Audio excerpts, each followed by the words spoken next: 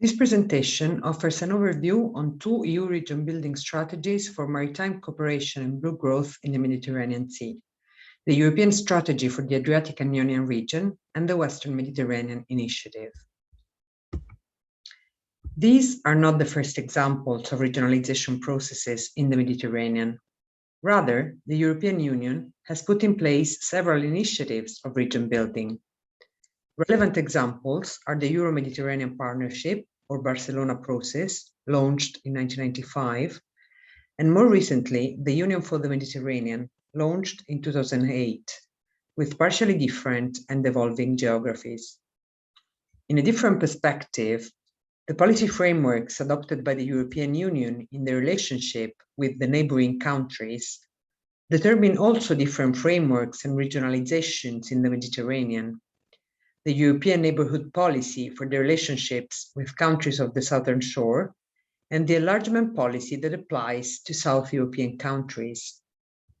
Moreover, cooperating regions are created by interreg cross-border and transnational cooperation programs in the Mediterranean, as we can see in this slide with the examples of the transnational cooperation areas for the 14-20 programming period. EU region building strategies can be considered as a response to the complexity of the challenges faced by the European Union within and outside its boundaries in the Mediterranean. They present several advantages as they create spaces of governance where to coordinate efforts and initiatives to face challenges and opportunities at different scales, and they propose an open and trans-European scale of development. In terms of marine and maritime issues, the Mediterranean is characterized by a number of threats and opportunities that need to be tackled jointly by the different actors and countries bordering its shores. Blue growth, to be realized, need the efforts of different levels of government, from supranational to local, and different typologies of stakeholders, from private companies to local communities.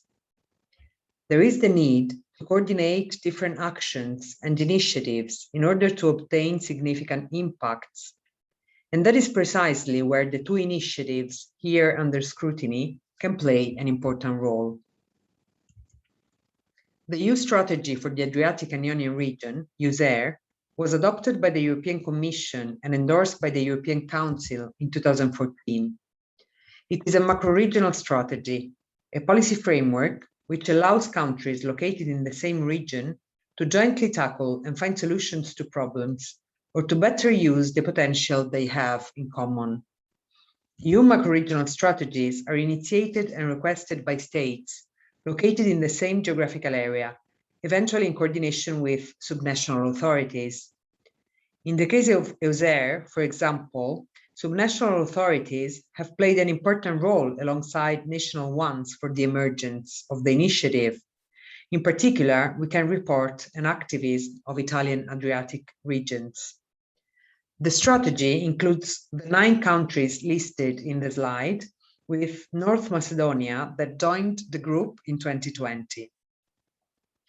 It is important to highlight that the strategy does not offer additional funds, but its goals are supported in the framework of several programs, in particular, but not exclusively, within interreg cooperation programs insisting in the concerned area.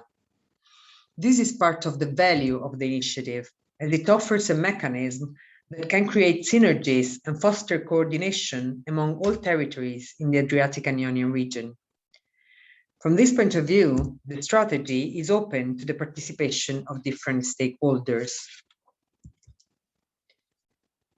Blue growth is one of the main pillars of the initiatives, together with other relevant marine and maritime issues, such as environmental quality, connectivity, and sustainable tourism.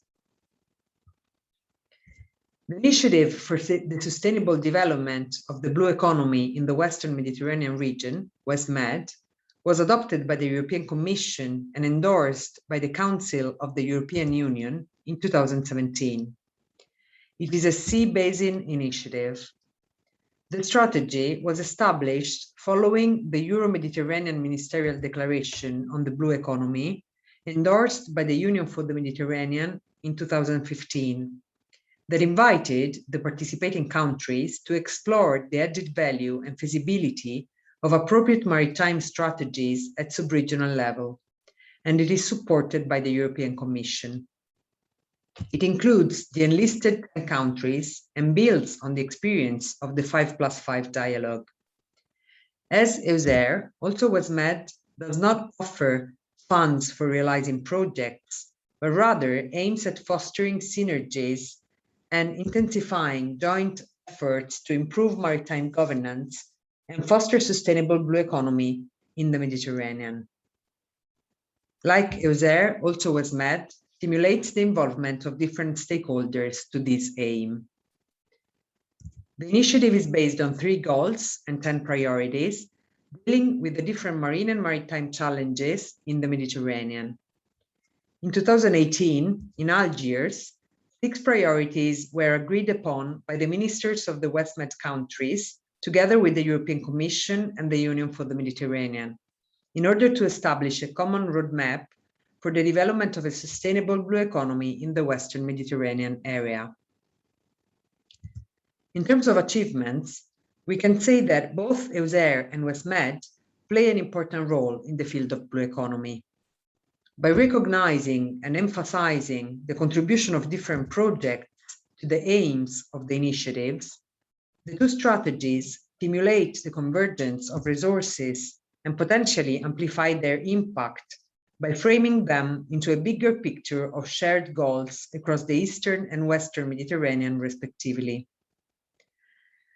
The contribution of EUSER and WestMed to the development of the blue economy is also acknowledged in the recent Ministerial Declaration on Sustainable Blue Economy of the Union for the Mediterranean.